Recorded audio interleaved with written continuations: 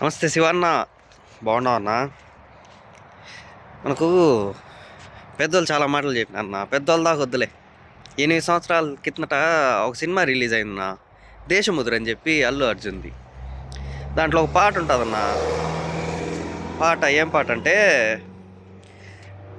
సత్తే గొడవ లేదు. దాంట్లో రెండో లైన్ బాగిన్న, ఏమి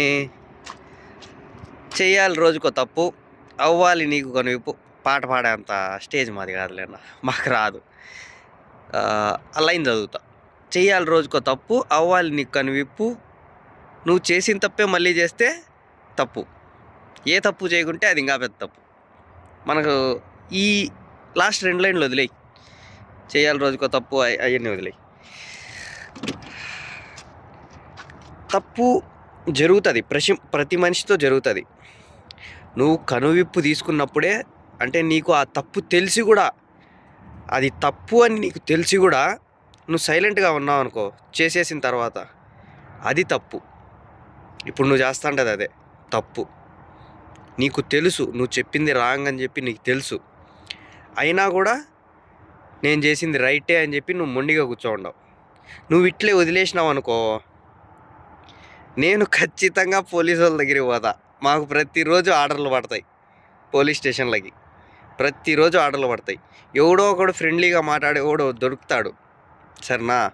ఓడికాడికి పోయి ఫోన్ జోబిలో పెట్టుకొనైనా సీక్రెట్గా అయినా నేను ఖచ్చితంగా అడిగి పోలీసు వాడితోనే చెప్పిస్తా. నువ్వు కన్నా నీ సబ్స్క్రైబర్స్కి సారీ చెప్పకుంటే, నీ సబ్స్క్రైబర్స్కి, మాకు చెప్పమని మేము అడగట్లేదు, ఓకేనా? చాలామంది ట్రోల్సు మా మీద పడి ఏడుస్తున్నాడు, నీ మీద పడి ఏడుస్తున్నాడు. నువ్వు తప్పు మాట్లాడినావు. తప్పు అంటే అదే, నీకు తెలియక తప్పుగా మాట్లాడేసినావు. తప్పుగా అంటే ఫేక్ ఇన్ఫర్మేషన్ ఇచ్చినావు, అది కరెక్ట్ చేసుకో అని చెప్తున్నావు. అంతవరకే. కానీ నీ మీద ట్రోల్స్ కానీ, నీ మీద ఏదంటే అది బేసేసి వీడు తప్పుడోడు, ఇవన్నీ మేము మాట్లాడలేదు. నువ్వు తప్పు చేసినావు అని చెప్పి చెప్తున్నాం, దాన్ని సరి చేసుకో. లేదా ఏదో ఒక రోజు పశ్చాత్తాపడాల్సి వస్తుంది ఖచ్చితంగా. నేను కానీ పోలీసు వాళ్ళ దగ్గరికి పోయి వాళ్ళతో చెప్పించి వీడియో పెట్టినాను అనుకో, పరువు మొత్తం మంట కలిసిపోతుంది. బాగా 10 లక్షల మంది ఉన్నారు, ఇంకా 20 కావాలి, 30 కావాలి, ఖచ్చితంగా కోరుకుంటాం. మేము కూడా సపోర్ట్ చేస్తాం ఖచ్చితంగా. సో తప్పు చేసినానని చెప్పి ఒప్పుకో. నేను చెప్పింది ఇట్లా చెప్పినాను, ఇట్లా చెప్పిండకూడదు. సో దాని ప్రకారం నువ్వు వీడియో చేసుకొని చెప్పు, నీ సబ్స్క్రైబర్స్కే చెప్పు, మాకు అవసరం లేదు, ఓకేనా? థ్యాంక్ యూ అన్న. ఈ వీడియో అన్న విని ఆలకించుకుంటావు, చెవిలో వేసుకొని ఆలోచిస్తావు అని చెప్పి అనుకుంటున్నా. 10 లక్షల మంది సబ్స్క్రైబర్స్ ఉన్నవాడు ఆలోచించకుండా ఏ వీడియో చేయడు. సో ఆలోచిస్తావని అనుకుంటున్నా. ఇక్కడికి నువ్వు ఆలోచించకుంటే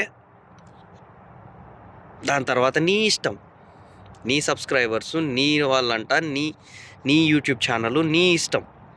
ఒక్కసారి నేను కనుక పోలీసు వాళ్ళతో మాట్లాడి నేను వీడియో పెట్టినానంటే, దాని తర్వాత నీ అంటే ఛానల్కేం కాదు, నీ పరువు పోతుంది. పరువు పోకుండా చూసుకో. Thank you so much. Bye bye.